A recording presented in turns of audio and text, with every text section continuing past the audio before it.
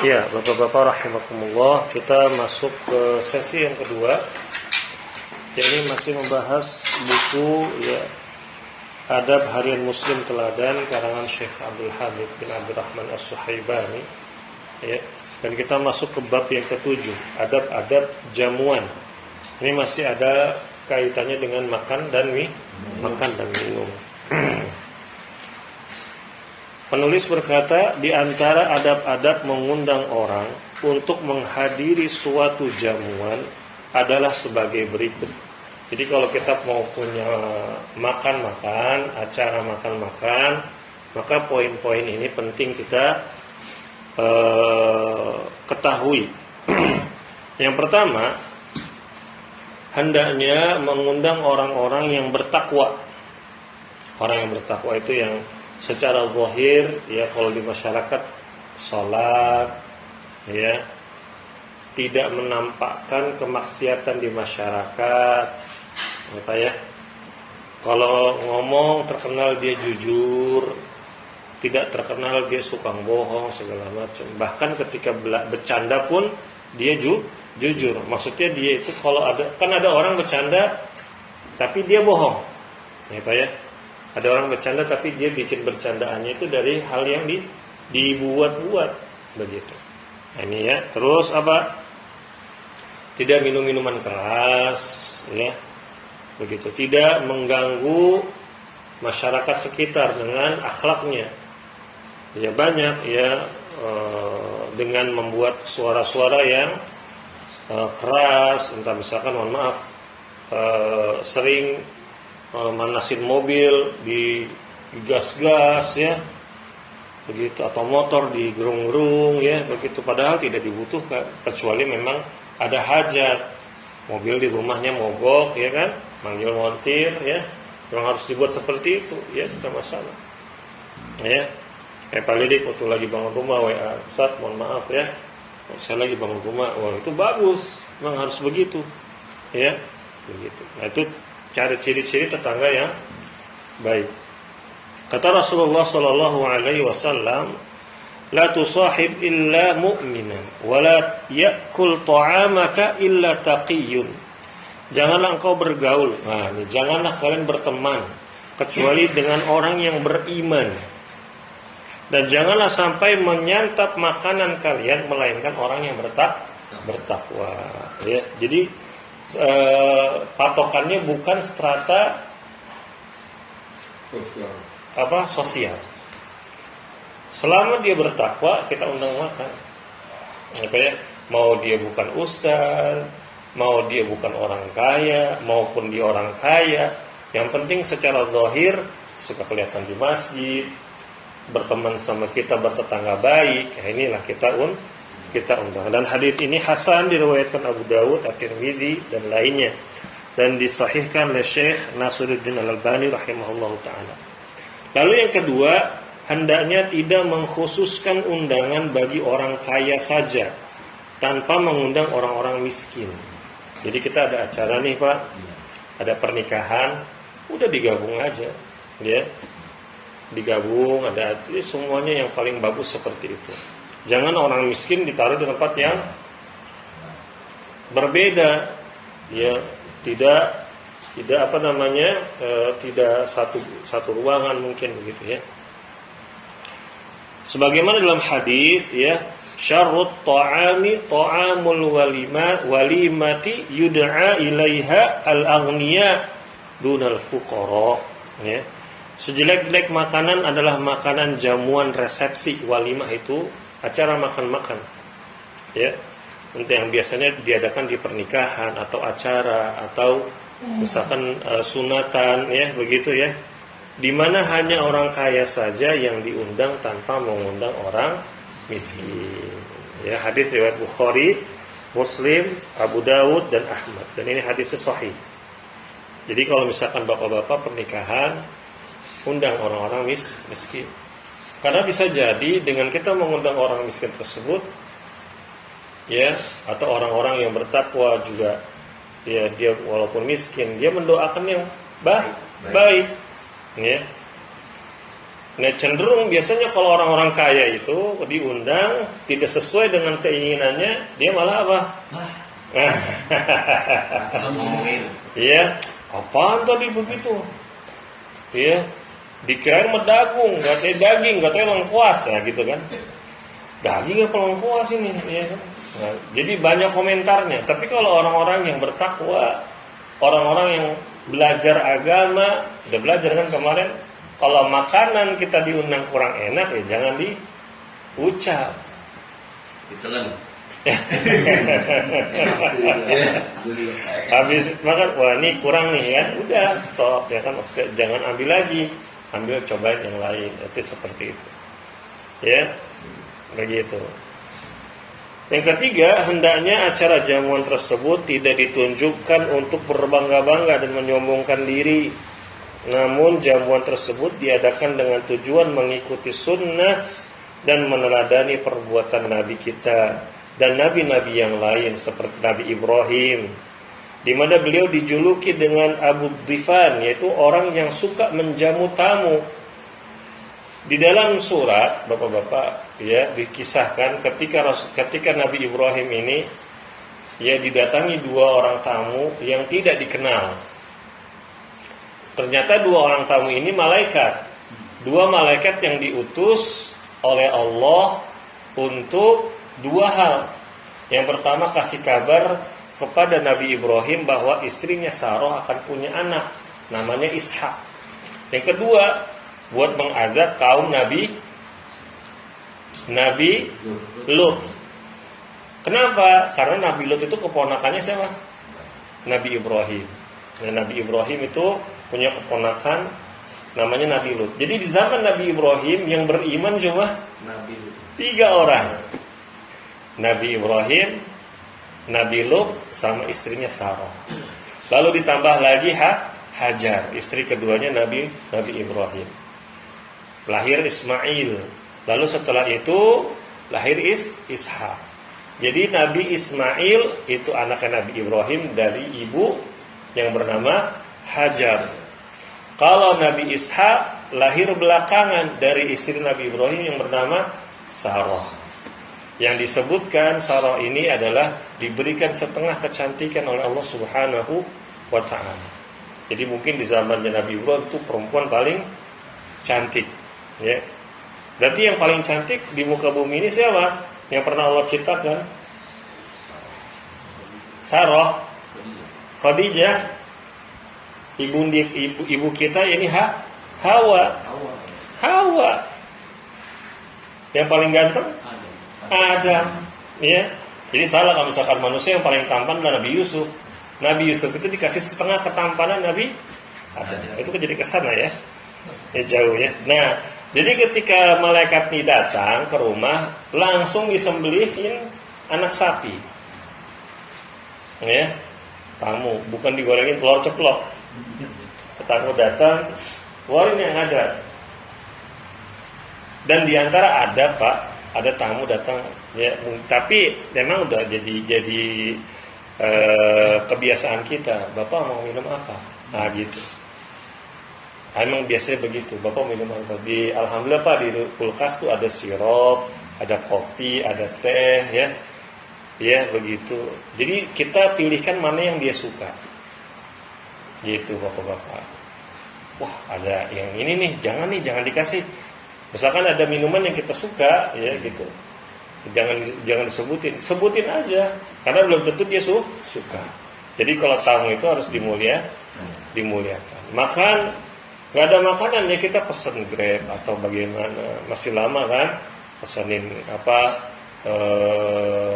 makanan di luar segala macam, ya, makanan yang kira-kiranya dia suka, begitu, ya.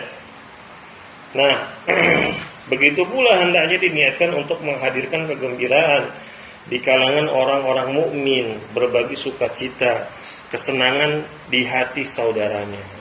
Nah, tetapi juga jangan salah bapak-bapak. Misalkan ada hajat, kayak seperti apa? Kurban, Idul Kurban. Idul Kurban itu terkait dengan waktu. kapankah kurban itu dinyatakan sebagai daging kurban, sembelihan kurban? Adalah selama masih dalam bilangan waktu hari raya Idul Adha sampai hari terakhir hari tasyrik. Kalau misalkan ada orang menyembelih sapi sehari atau 2 hari sebelum hari raya Idul Adha, itu bukan kurban namanya, sedekah aja. Ya kan ada orang yang beranggapan, berprasangka baik dengan otaknya, dengan pikirannya, wah saya emang ngapain nunggu Idul Adha? Saya itu ingin berbagi kebahagiaan kepada kaum muslimin. Jadi saya sembelih sapi ini sebelum hari raya Idul Adha, terus saya masakin, saya bagi-bagi. Itu namanya bukan daging kurban. Itu sedekah biasa, sembelihan biasa. Tapi kalau daging kurban dikatakan itu sembelihan kurban yang berpahala luar biasa, itu terikat dengan apa? Waktu. Maksudnya di sini Bapak-bapak, kadang kita ketika membuat jamuan, makanan, walimahan, itu harus mengikuti tata cara syariah, ya. Seperti misalkan lagi makan-makan nih, dipisah tempatnya, bapak-bapak ya di sini, ibu-ibu ya di sebelah sana, jangan dicampur, ya. Begitu. Yang paling bagus seperti itu. Masa Transjakarta aja dipisah, rel gerbong kereta aja dipisah, rumah antum dicampur-campur, begitu kan? Padahal rumah kita ini lebih mulia, begitu. Misalkan kayak Pak Giatwan nih, undang makan-makan yang laki-laki di atas, yang ibu-ibu di bawah, itu bagus begitu, ya. Lalu yang keempat, hendaknya tidak mengundang orang yang mempunyai kendala untuk menghadiri jamuan, dan tidak pula mengundang orang yang merasa terganggu dengan tamu yang hadir. Hal ini sebagai usaha untuk menjauhkan gangguan dari seorang muslim, sedangkan mengganggu sesama muslim adalah perbuatan haram. Sebagaimana sabda Rasulullah sallallahu alaihi wasallam, al-muslimu akhul muslim, la yadhlimuhu wa la yuslimuhu. Ya, seorang muslim adalah saudara muslim yang lainnya dan tidak boleh menzaliminya dan tidak membiarkannya dizalimi. Hadis riwayat Bukhari, Muslim, Ahmad, Abu Daud dan At-Tirmidzi. Bapak-bapak rahimakumullah. Jadi dalam poin 4 ini adalah kalau teman kita orang jauh, kita nikah kan, gak usah kita ngundang dia, keluarga jauh gak usah. Tapi ya kita cuma memberi kabar saja. Kalau dia mau datang, alhamdulillah. Kalau nggak mau datang, ya jangan. Tapi bagusnya kita bilang gini, besok saya mau nikah, mohon doanya.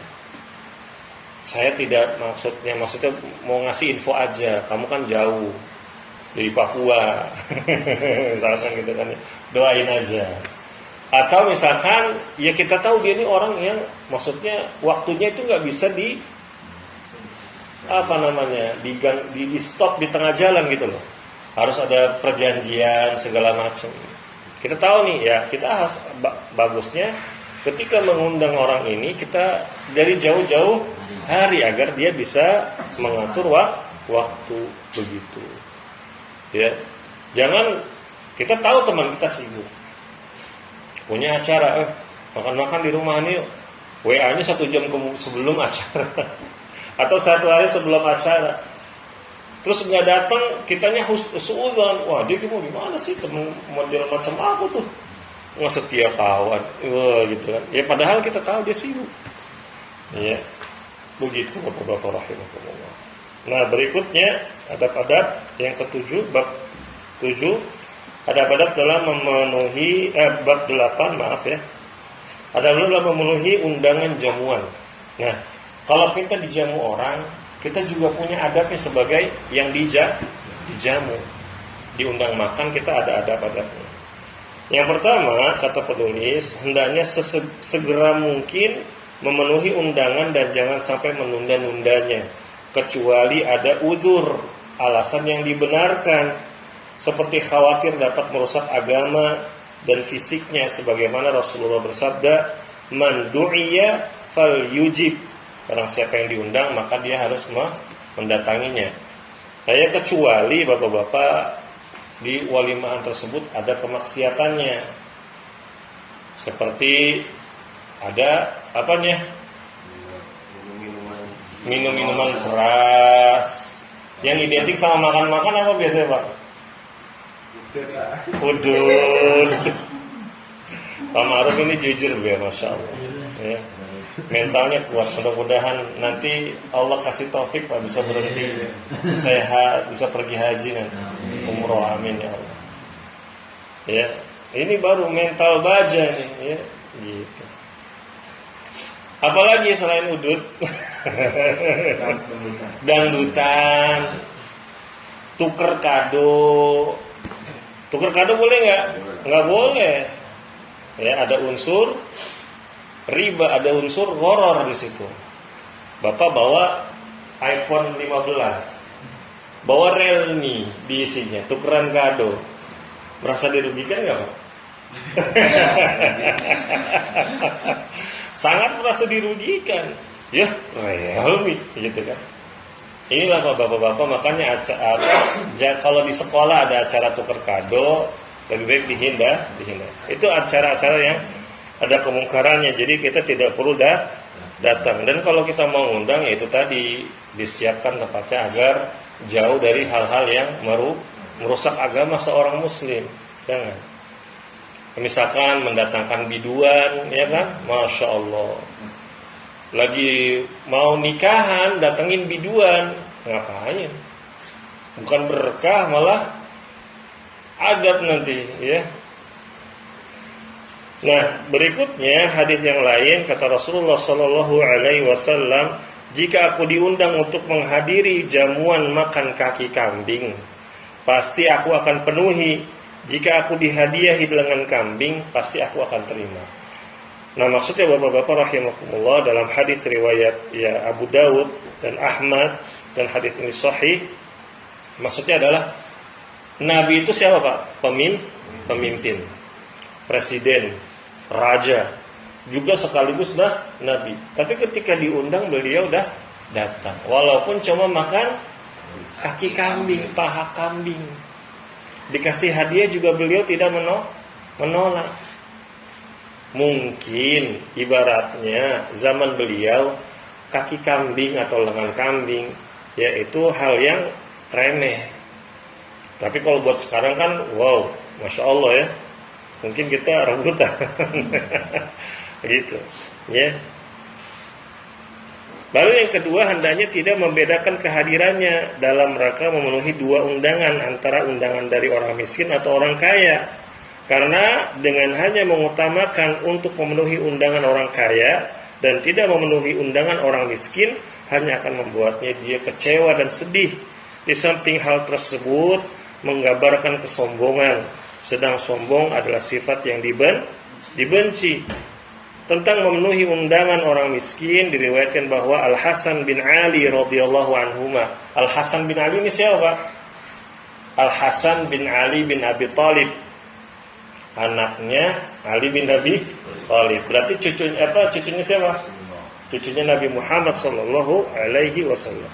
Beliau berjalan melewati orang-orang miskin yang sedang menghamparkan serakan rumukan roti di atas tanah. Dan mereka sedang memakannya, maksudnya mungkin pakai pelepah, makan di bawah, di pinggir jalan, makan pakai roti biasa, roti kering, ya. Nah, terus beliau lagi lewat, ini cucunya Nabi, Ahlul Bait, Habib, sebenarnya Habib, yang derajatnya luar biasa, ya. Dipanggil, mari makan siang bersama kami wahai cucu Rasulullah Sallallahu Alaihi Wasallam. Maka Ali ketika Hasan bin Ali ketika mendengar itu Al Hasan, ya, beliau bilang iya boleh, karena sesungguhnya Allah tidak menyukai orang-orang yang sombong. Usai berkata seperti itu, Al Hasan bin Ali turun dari kendaraannya. Jadi diriwayatkan kendaraan begol atau bagol atau bigol. Begol itu peranakan. Jadi ada kuda dikawinin sama keledai. Iya, jadi enggak pendek kayak keledai juga, enggak tinggi kayak kuda, pertengahan. Waduh, iya Pak. Saya kurang paham juga tuh. Nah, lalu setelah itu beliau makan. Maksudnya Bapak-bapak, ya kita kalau diundang, ini pelajarannya ya kita hadir selama aman buat agama kita. Yang ketiga, hendaknya tidak membedakan kehadirannya dalam rangka memenuhi dua undangan, antaranya undangan dari orang yang tempat tinggalnya jauh dan orang yang tempat tinggalnya dekat. Jika engkau mendapatkan dua undangan tersebut, maka selayaknya untuk memenuhi undangan yang lebih dahulu datang. Ya Pak ya, siapa dulu nih yang undang? Yang jauh apa yang dekat? Ya, gak taunya yang jauh duluan yang undang. Maka kita yang jauh. Begitu. Tapi di sini dilihat juga Pak ya, kalau misalkan kerabat maka lebih utama. Misalkan nikahin ponakan nanti kan undang panilik nikahin. Nggak taunya ada teman panilik juga nikah yang sama di hari yang sama. Masa kita kesana dulu walaupun yang mengundang teman duluan. Ya kan? Ya secara adat, secara uruf ini menyelisihi kebiasaan baik dari negara kita. Ini ya dilihat dari kondisi seperti itu. Lalu yang keempat, hendaknya tidak menunda-nunda untuk datang ke jamuan makan hanya dengan alasan puasa. Kayaknya nggak mungkin dah. Ya, misalkan lagi diundang kan alasan puasa nggak mungkin. Undang makan apa gitu? Ya gitu, rendang. Wah, ya. Ya kalau di Indonesia enggak seperti itu. Jika tuan rumah yang mengundang senang jika ia memakan hidangannya, ya, maka dia harus tetap hadir. Ya, dan bahkan bapak-bapak ada orang lagi puasa sunnah Senin Kemis, diundang makan, batalin puasanya. Iya. Dibatalin puasanya. Pahalanya dapat nggak? Pahala puasa tetap dapat. Full. Ya Pak ya? Full. Puasa undang saya gantian. Saya puasa Senin ya. Besok kamu puasa Kamis, kamu undang saya. Ya nggak gitu juga. Ya janjian ya. Disetting. Allah Maha tahu apa yang kita kerjakan. Ya. Begitu. Dan ini Rasulullah Shallallahu Alaihi Wasallam bersabda, "Idza du'iya ahadukum falyujib, fa in kana sha'iman falyusalli, wa in kana muftiran falyat'am." Apabila di antara kalian diundang makan, maka penuhilah. Apabila dia sedang berpuasa sunnah, bukan puasa Ramadan. Ya. Hendaklah dia mendoakan pihak pengundang, dan apabila ia tidak berpuasa hendaknya ia makan makanan yang ada pada jamuan tersebut. Ya, begitu Bapak-bapak rahimakumullah. Ya, jadi ya kita niatnya ketika puasa nih diundang makan, kita niatnya ingin membahagiakan pengundang. Masya Allah. Ya jangan ketika kita diundang makan, kalau kita makan dia tambah seneng, kita tolak. Enggak, ini lagi puasa. Dia kan jadi sedih. Udah makan aja, pahala dapat puasa full, ya enggak? Karena innamal a'malu bin niyah. Begitu Bapak-bapak rahimakumullah. Ya. Dapat ilmu baru kan? Nah, itulah makanya nikmatnya belajar ilmu agama. Coba kalau misalkan Bapak-bapak enggak Allah takdirkan hadir di majelis ini, lagi puasa Senin Kemis, lagi taat-taatnya kepada Allah, diundang makan, ya Allah, spaghetti, pizza, coca-cola, ya Masya Allah, nikmat semua itu kan. Gara-gara nggak datang di hari ini, jadi kagak tahu. Coba kalau misalkan besok ada yang begitu, mudah-mudahan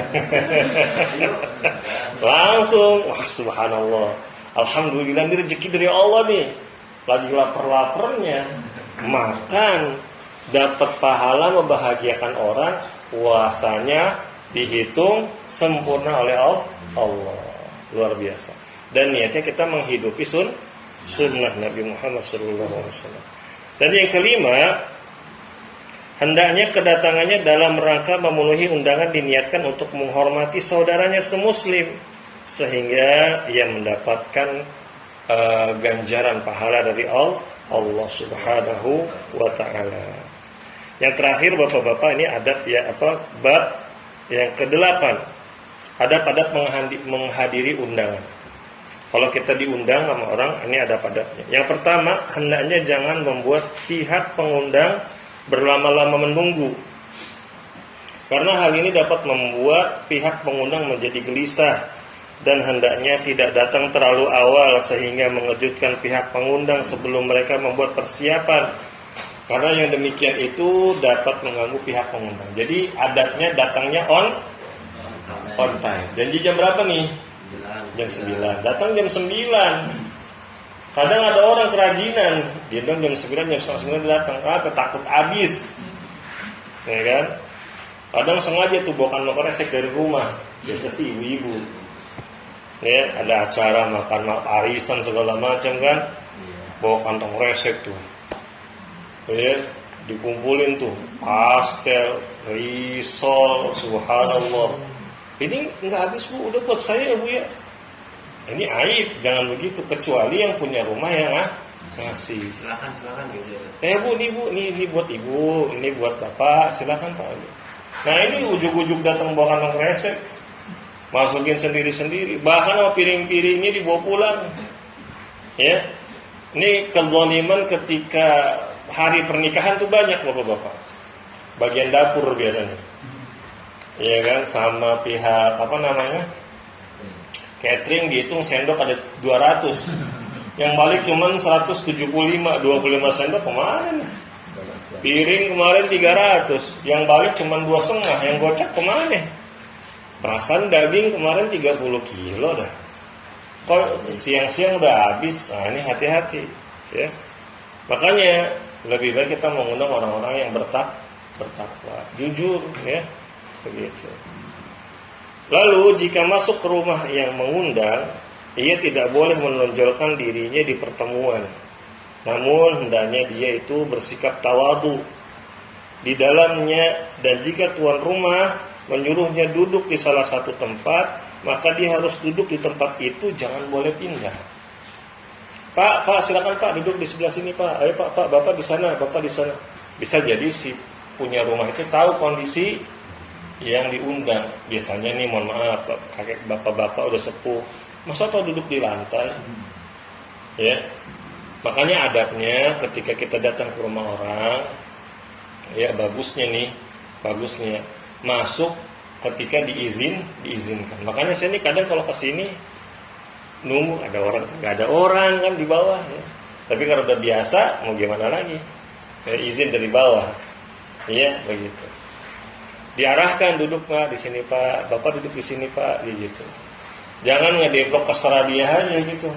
Duduk di tengah-tengah, apa duduk di tengah-tengah? Iya.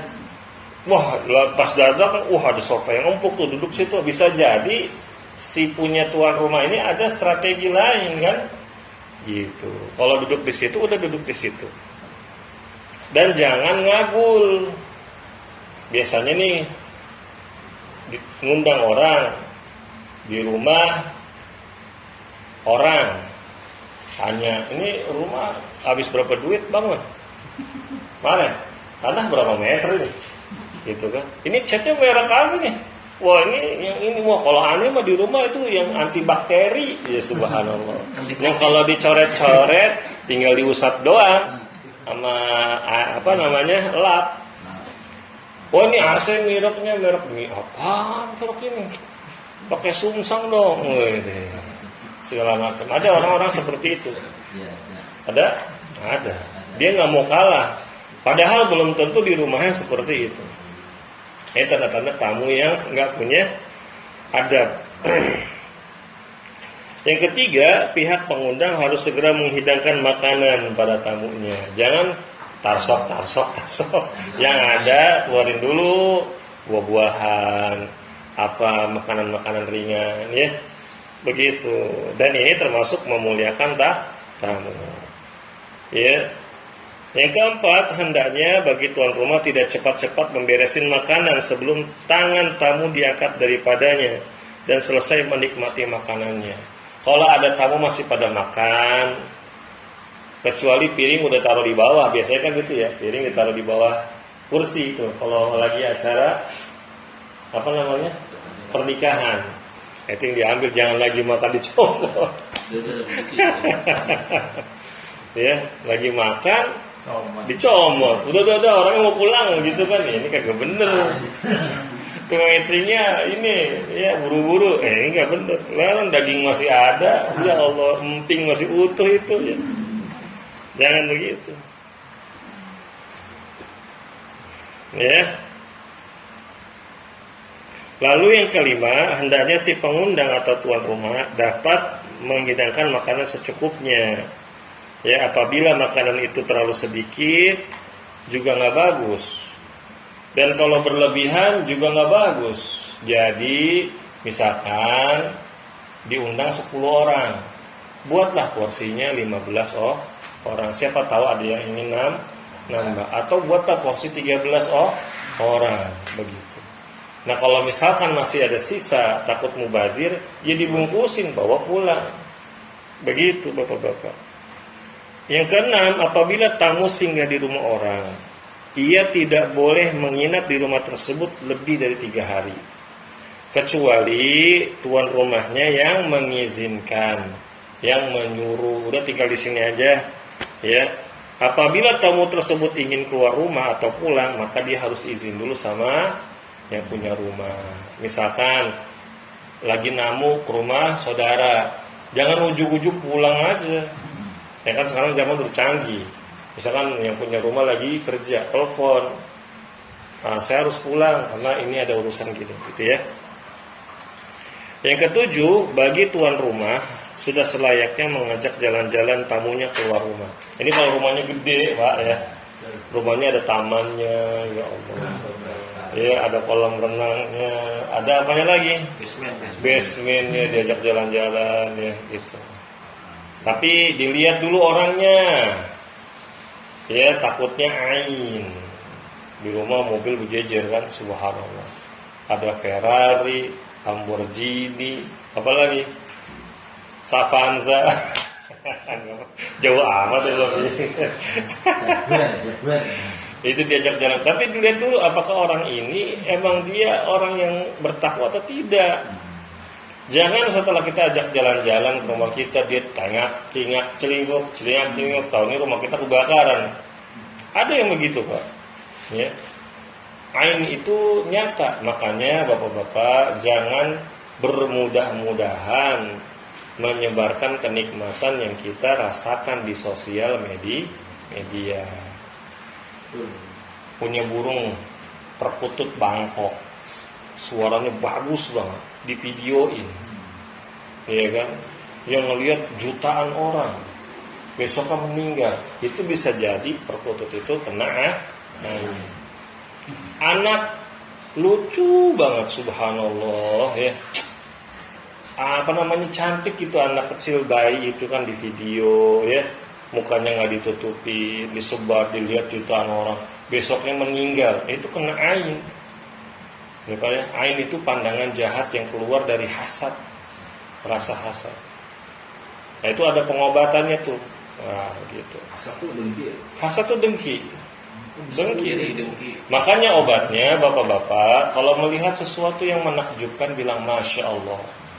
Ada temen nih, misalkan beli mobil baru, keluaran terbaru, punya handphone baru, keluaran terbaru, ya misalkan iPhone 14, teman punya. Bapak melihatnya jangan sekedar melihat saja, bilang masya Allah, masya Allah, masya Allah. Fungsinya apa? Pertama untuk melunakkan hati kita juga dari rasa apa? Iri, dengki. Kadang Pak bapak-bapak ada orang itu yang nggak tahan ngelihat temannya punya barang baru, bener nggak? Biasanya kerja di kantor nih. Ya kan, teman dia beli barang baru iPhone 13, dia masih iPhone 10, wah kudu punya juga nih, maksain gitu, kagak makan 3 bulan. Atau bahkan sampai kredit, ya Allah ngapain ya, hiduplah sesuai dengan kapasitas kita, kemampuan kita. Nggak tahan ngelihat begitu. Makanya ketika melihat sesuatu hal yang kita itu teman kita punya, saudara kita punya, itu bilang masya Allah. gitu. Terus kalau misalkan ada bisikan-bisikan aneh di dalam hati, tepis tuh pelan-pelan. Jangan dibiarkan jadi penyakit, stres, stroke Pak ya. Ya begitu. Dan yang terakhir, Bapak-bapak rahimakumullah, jika seorang tamu pergi dari rumah yang disinggahinya, maka ia harus pergi dengan lapang dada. Kendati pun misalnya ia mendapatkan perlakuan yang tidak baik dari tuan rumah. Nah, misalkan ada orang udah nginap yang punya, tapi naudzubillah ya, jangan sampai juga sampai tuan rumah memuliakan tamu. Kadang ada yang kurang baik sikapnya kepada tamu. Ya, ada hal-hal yang sifatnya selama dia tinggal di situ ada yang kurang menyenangkan. Jangan ngedumel. Udah alhamdulillah dia ngasih apa? Ngasih banyak kebaikan. Kita udah tinggal di situ. Doakan yang baik-baik. Kalau misalkan kita dapat perlakuan yang kurang menyenangkan, husnudzonnya sama Allah. Bisa jadi saya dulu pernah ngedolimin orang. Iya enggak? Begitu. Nah tapi bukan juga nih, bapak-bapak saya ngomong begini, bapak boleh ngedolimin tamu, nggak boleh, ya, begitu. Nah, kata Rasulullah SAW, barang siapa yang beriman kepada Allah dan hari akhir, maka hendaknya dia memuliakan tamunya sesuai dengan jatah harinya. Rasulullah ditanya, berapa lama jatahnya wahai Rasulullah? Dia bilang, Rasulullah bersabda, siang hari dan malam hari. Bertamu itu selama 3 hari, selebihnya adalah sedekah. Begitu. Jadi kalau dulu Pak, ada orang musafir biasanya ya minta izin, boleh nggak nginep di rumah bapak? Jadi tamu kita nih. Nah itu biasanya diizinkan sampai 3 hari.